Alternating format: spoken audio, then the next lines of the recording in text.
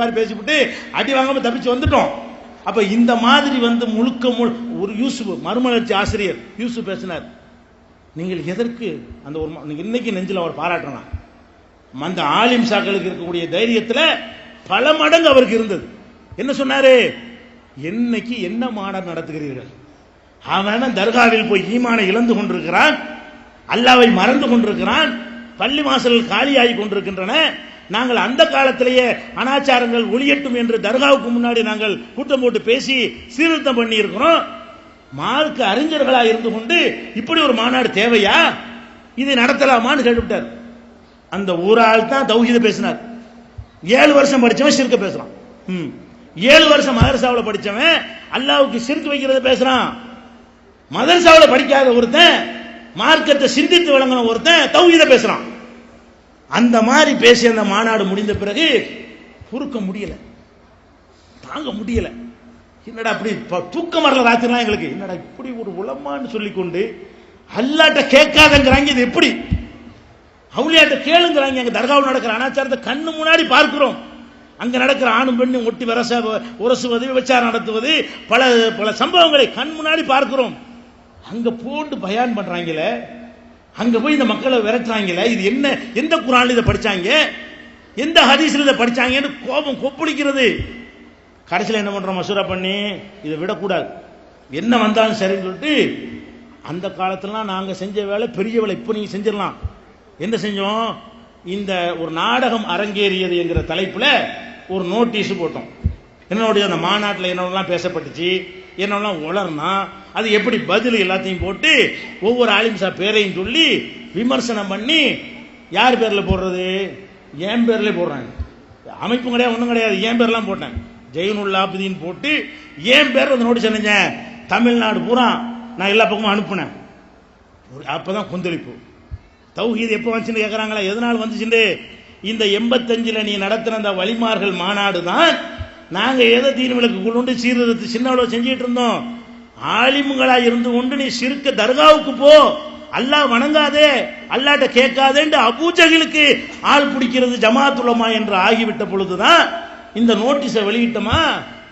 வெளியிட்டு 2 நாள்ல 2 வேன், பெரிய வேன்ல டெம்போட்ரா, இந்த இன்னொரு மகேந்திரா வேன் இருக்கு பாருங்க, அதுல ஒரு 15 பேர் 20 பேர் உட்காரலாம். சாதாரண ஆளுக்கு அஜரத் மாதிரி ஒரு 15 பேர் உட்காரலாம், பெருசா இருப்பாங்கல்ல.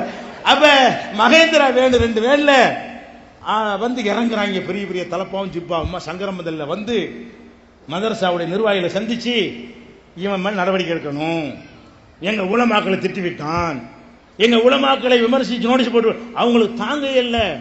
இப்போலாம் நீங்க கேள்வி கேட்குறீங்க, வாய் பதில் பேச முடியாம போயிட்டு இருக்காங்க. அன்னைக்கு யாரும் பேச மாட்டாங்க. நான் ஒருத்தனா முதல்ல கேட்கிறேன், என் பேர்ல கேட்கிறேன், என்னை நீக்கணும் என்பதற்காக வேண்டி நினைச்சாங்க. அது மாதிரி ஒரு தீர்மானம் ஒரு படபடையா வந்து இறங்கிட்டாங்க. இறங்கி அந்த நிர்வாகி என்ன செய்ய தெரியுமா? எங்க மதரசா வீட்டில் ஒரு கரெக்டா இருக்காரு, அவர் கரெக்டா பாடத்துக்கு வருவாரு, கரெக்டா பாடம் நடத்துவாரு, எந்த ஒரு அதிகமாக லீவ்லாம் எடுக்க மாட்டாரு, எந்த மாதிரி கெட்ட பேர் வர்ற மாதிரி நடக்க மாட்டாரு, எங்க டியூட்டியில கரெக்டா இருப்பதனால் அவரை மீது நாங்கள் நீக்க மாட்டோம் அப்படின்னு சொல்லி அனுப்பி விட்டாங்க. அப்புறம் என்ன பண்ணாங்கன்னு கேட்டா, ஆஹா நம்ம கௌரவம் போயிடுச்சுன்னு சொல்லிட்டு எனக்கு ஒரு நோட்டீஸ் அனுப்புறாங்க. நீங்க வந்து உலமா சபையில கூட்டம் கூடுகிறது, உலமா சபையில வந்து நீங்க வந்து என்ன செய்யணும், விளக்கம் தரணும். உங்களை எனக்கு ஒரு, நான் அந்த உலமா சபையில ஏதோ ஒரு பொறுப்புல இருந்தேன், சின்ன பொறுப்புல, எனக்கே தெரியாது இந்த மாநாடு நடத்தினது. அந்த அடிப்படையில் என்னை வந்து கூப்பிட்டாங்க, நோட்டீஸ் அனுப்பியிருந்தாங்க. எங்க நடக்குது? திருப்பந்தூர் திங்கிற ஊர்ல வச்சு நடக்குது. எல்லா உலமாவும் கூடி இருக்கிறாங்க. காலஞ்சென்ற சம்சுல் ஹுதா அவர்கள் நீடூர்ல ஆசிரியராக இருந்தார், முதல்வராக இருந்தார் இல்லையா, அவரு அப்துல் கனி ஹசரத், இந்த அப்துல் சமது உக்காசி, அந்த மாதிரி பேசல. கம்நாட்டி உட்கால பேசினார் தஞ்சாவூர் மாநாட்டில். சிரிக்கிற சொல்ல, தஞ்சாவூர் வலிமார்கள் மாநாட்டில் இந்த ஆள் பேசினாரு, இந்த வார்த்தையை பேசினார். நான் சொன்னாலே உங்களுக்கு இப்படி பேசினான்னு நினைப்பீங்க, மேடையில் பேசினாருங்க. இந்த உலமா இந்த மாதிரி ஆட்கள் எல்லாம் கொண்டு வந்து உட்கார வச்சு ரவுண்டு கட்டி இருக்கிறாங்க. நான் சம்சுல் ஹுதா ஒன்று, எங்க அண்ணன் 3 பேர் அங்கே போயிட்டோம். போகும்போது என்ன பண்ணிட்டோம், நான் ஒரு பிளானோட போனோம். இவங்க வந்து பேர் தான் அலிமிசாக்கள் உள்ள போன ரவுடி எங்களுக்கு தெரியும், அல்லது எதிர்பார்த்தா போனோம். போனோன்னு என்ன செஞ்சாங்கன்னா, சம்சுல் ஹுதா ஆரம்பிச்சாரு. தம்பி ஜெயினுல் ஆபிதீன் அவர்கள் ரொம்ப திறமையான பிள்ளை, அவர் வந்து ரொம்ப துடிப்பான ஒரு இளைஞர். அவர் எனக்கு புகழ்ந்து என்ன, அவர் இந்த செயலுக்கு வருத்தம் தெரிவித்து விட்டால் நம்ம ஜமாத்தினுடைய மாவட்ட செயலாளர் பொறுப்பை நம்ம கொடுத்து விடுவோம். நம்மள முதல்ல ஆசை வார்த்தை எப்படி இது, நான் வருத்தம் தெரிவிச்சு மன்னிப்பு கேட்டா எனக்கு என்ன தருவாங்களாம், மாவட்ட செயலாளர் பதவி தர்றோம்னு சொல்லி இப்படி ஆரம்பிக்கிறார். யாரு? சம்சுல் ஹுதா பேசுறார். என்ன, உங்க செயலை தவறுன்னு விமர்சனம் பண்ணி நான் இருக்கிறேன். அதுல அந்த இதுல போய் நான் ஏன் செயலாளர் இருக்கேன்? எனக்கு செயலாளர்லாம் வேண்டியதில்லை. நான் என்ன தப்பு செஞ்சேன்னு சொல்லுங்க அப்படின்னோடனே நீங்க உலமாக்களை விமர்சிச்சிட்டீங்க. சரி, அதான் பிரச்சனைன்னு சொன்னா நான் என்னென்ன விமர்சிச்சனோ அதையே இப்ப பேசுவோம். நான் விமர்சிச்ச சரியா, நீங்க பேசுன சரியாண்டு நான் சொன்ன தப்பு நிரூபிச்சிட்டீங்கன்னு சொன்னா நான் மன்னிப்பு கேட்கிறேன். அவங்கள்ட்ட சொன்ன நான் ஒத்தால தான் சொல்றேன், எங்க அண்ணன் இருக்கிறாங்க. அப்ப நான் பேசியது தவறு என்று நீங்கள் ஆதாரத்தோடு நிரூபித்தீர்களே, ஆனால் நான் மன்னிப்பு கேட்பேன். தவறு இல்லைன்னா அந்த மன்னிப்பு கேட்கிற விளையாட்டு என்கிட்ட நடக்காது அப்படின்னு ஒண்ணு அப்படி எழுந்திரிச்சாங்க.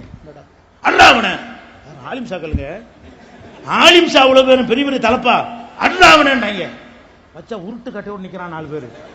நம்ம நீ பாத்தியா ஒரு ஆலிம் சா, நீங்க பாத்திருப்பீங்க, உள்ளுக்குள்ள வேற ஆலிம் சாவை நாங்க பார்த்தோம்.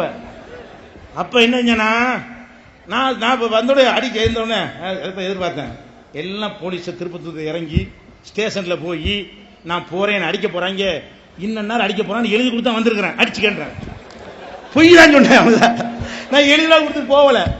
அந்த இடத்துல தப்பிக்கிறதுக்கு என்ன செஞ்சேன், நான் வந்து இறங்கி முதல் வேலையா ஸ்டேஷனுக்கு தான் போனேன்.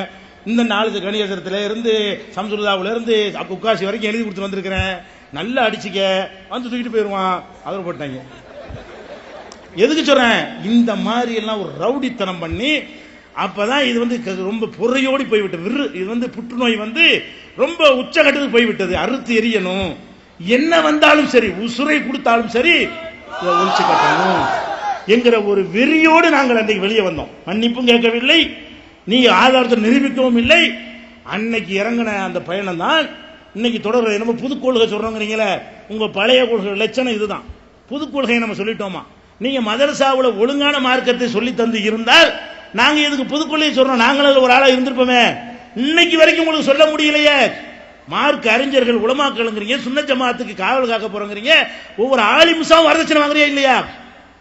ஆலிம்களுக்கு வரதட்சணை உங்களுக்கு தெரியுமா? இந்த ஆலிம்கள் எல்லாம் மேலப்பாளையத்துக்காரங்களா இருப்பாங்க, இல்லாட்டி கடைநல்லூர்காரங்களா இருப்பாங்க, இல்லாட்டி காயல்படுத்துக்காரங்களா இருப்பாங்க. அந்த ஊர்ல போய் விசாரிச்சு பாருங்க, ஒவ்வொரு ஆலிம்ஸாவும் வரதட்சணை வாங்கியிருக்கிறார். அப்ப மார்க்கத்தை கற்றிருந்த நீ வந்து பொண்ணு வீட்டுல வரதட்சணை வாங்குற. அப்ப நாங்க என்ன செய்யணும்? நாங்க வரதட்சணை வாங்கல, எங்க அண்ணன் வாங்கல, என் தம்பி வாங்கல, என் குடும்பம் வாங்காது. நாங்க எப்படிப்பட்ட ஒரு சமுதாயத்தை உண்டாக்கி இருக்கிறோம்? வரதட்சணை வாங்குற கல்யாணத்தில் போய் சாப்பிடக்கூடாதுங்கிற அளவுக்கு, அதுல பங்கெடுக்க கூடாதுங்கிற அளவுக்கு ஒரு சமுதாயத்தை உருவாக்கணும். என்ன வித்தியாசம்? குழப்பம் வந்துட்டோம், குழப்பம் வந்துட்டோம். அப்ப இந்த அடிப்படையை விளங்கிக் கொள்ள வேண்டும். இப்ப பேசிக் என்ன பிரச்சனை என்று கேட்டால், இவர்களுக்கு முதல்ல லா இலாஹ இல்லல்லாஹ் கலிமத்து தௌஹீதில் நம்பிக்கை இல்லை. ஃபர்ஸ்ட் விளங்கிக்கணும். இந்த வலிமார்கள் மாநாடு எதை காட்டுது? எதை காட்டுது? அல்லாஹ்வை வணங்க வேண்டும் என்கிற ஏகத்துவ கொள்கையில் இந்த உலமா சபைக்கு கூத்தாநல்லூர் இருக்கக்கூடிய சுன்னத் ஜமாத் உலமா சபை தூண்டிவிட்டு அப்பாவி மக்கள் நோட்டீஸ் அடிக்கிறீர்களே, உங்களை நிரந்தர நரகத்திற்கு தள்ளக்கூடிய மாபாதகத்தை புண்ணியம் என்று உங்களுக்கு சொல்லிக் கொண்டிருக்கிறார்களே, அதற்காக நான் இப்போது விஷயத்திற்கு வருகிறேன். உங்களை எப்படி வழி அந்த நோட்டீஸ்ல என்ன போட்டிருக்கிறார்கள்? நம் உயிரினும் மேலான ஹயாத்துன் நபி கண்மணி நாயகம் ஸல்லல்லாஹு அலைஹி வஸல்லம் அவர்களின் வழி தோன்றலான நாகூர் நாயகம் சாகுல் அமீது பாதுஷா கத்தசல்லாஹு சிர்ரஹுல் அஜீஸ் அவர்களின் வரக்கத்தான துவாவை பெற்றது நமது கூத்தாநல்லூர். இவங்க எங்க இருக்கிறாங்கன்னு பாருங்க. இவங்க எங்க எந்த காலத்தில் வாழ்ந்துகிட்டு இருக்கிறாங்க? ஆரம்பம் எப்படி ஆரம்பிக்குது? நாகூர் பாதுஷா அவர்களுடைய ஆசியை பெற்ற ஒரு ஊரு என்று எழுதியிருக்கிறாங்க. என்ன நாகூர் ஆண்டவன் யாரு? அங்கிருந்து ஆரம்பிப்போமா? என்ன நாகூராண்டவர்? முதல்ல விளங்கிக்கிறங்க. எந்த ஒரு மனுஷனையும் மகான் என்று நல்லவர் என்று ஒரு மனுஷனால் சொல்ல முடியுமா? சாதாரண ஒரு எல்கேஜி அறிவு இருந்த இஸ்லாமிய அறிவு இருந்தால் கூட சொல்ல மாட்டான். ஒரு மனிதன் அல்லாஹ்வுக்கு விருப்பமானவன் என்பதை இன்னொரு மனிதனால் கண்டுபிடிக்க முடியாது. இது இஸ்லாத்தினுடைய பேசிக். ஏன் அவுலியாண்டா யார் அல்லாஹ் சொல்லும் பொழுது இன் அவுலியாஹு இல்லல் முத்தகூன், அல்லாஹ்வுடைய அவுலியாக்கள் யார் என்று கேட்டால் அச்சமுடையவர்கள். அச்சம் எங்கே இருக்கும்? நெத்தில இருக்குமா? தலப்பாவுக்குள்ள இருக்குமா அச்சம்? ஜிப்பாவுல இருக்குமா தெரிகிறதுக்கு? அச்சம் இங்கே இருக்கும். எப்படி கண்டுபிடிக்கிறது? ஒரு மனுஷன் அல்லாஹ்வை அஞ்சினாதான் நேசர். அல்லாஹ்வை அஞ்சினானா இல்லையான்னு உனக்கு எப்படி தெரியும்? நீ செத்து போன பீடி மஸ்தான அவுளியாக்கி வச்சிருக்கிற, யானைக்கு தர்கா கட்டி வச்சுட்டு அவுளியாங்கிற. உன் அப்பன் பாட்ட யாரையெல்லாம் அவுளியான்னு சொல்லியிருப்பான். எப்படி நீ அவுளியான்னு போது தீர்மானிப்ப? அல்லாஹ் ஒருவரை நேசிக்கிறார் என்று சொல்வதாக இருந்தால் அல்லாஹ் சொன்னாதான் நமக்கு தெரியும். அல்லாஹ் சொல்லாத வரைக்கும் அல்லாஹ் விட்டுருங்க. நான் ஒரு ஆள் நேசிக்கிறேன், கண்டுபிடிக்க பார்ப்போம் யார் நேசிக்கிறேன். நான் ஒரு ஆள் நேசிக்கிறேன் சொல்லுங்க பார்ப்போம் யாருங்க. நான் யாரை நேசிக்கிறேன் உனக்கு சொல்ல தெரியல, ரப்பு நேசிக்கிறேன் நீ சொல்லிடுவியா? நான் யார் புருஷன் பொண்டாட்டியை நேசிக்கிறான்னு பொண்டாட்டிக்கு தெரியாது, பொண்டாட்டி புருஷனை நேசிக்கிறாள் நடிக்கிறாள் அவனுக்கு தெரியாது. அப்ப இவன் என்ன செய்யறாரு? அல்லாஹ் யாரை நேசிக்கிறான்னு உள்ளத்துல போய் பார்த்து கண்டுபிடிச்சு அல்லாஹ்வுடைய நேசரு. என்னங்கடா இது, நீங்க எங்க போயிட்டு இருக்கீங்க? அல்லாஹ்வுடைய சிவத்துக்கு சொந்தம் கொண்டாடுறீங்களா? எவரை நீங்க அல்லாஹ்வுடைய நேசர் சொன்னாலும் அது அல்லாஹ்வுடைய ஆற்றலில் நீங்கள் உங்களுக்கு பங்கு கேட்கிறீர்கள், உங்களை அல்லாஹ் ஆக்குகிறீர்கள். இது ஃபிரௌனுடைய தன்மை. ஆனா ரப்புக்குமுல் ஆலா, நான் தான் பெரிய இறைவன் என்று சொன்னானே அந்த தன்மைக்கு நீங்கள் சொந்தம் கொண்டாடுகிறீர்கள். ஃபர்ஸ்ட் நீங்க விளங்கிக் கொள்ள வேண்டும். ஒருத்தரை அவுலியா என்று சொல்வதாக இருந்தால் நபிமார்களை சொல்லலாம். ஏன்? நபிமார்கள் அல்லாஹ்வால் தேர்ந்தெடுக்கப்பட்டவர்கள் என்று குர்ஆன் சொல்லிவிட்ட காரணத்தினால். நபிமார்களில் யார் யார் பெயர்களை எல்லாம் அல்லாஹ் சொல்லுகிறானோ அவங்களை அவுலியான்னு சொல்லலாம். நூஹ் நபி அவுலியா,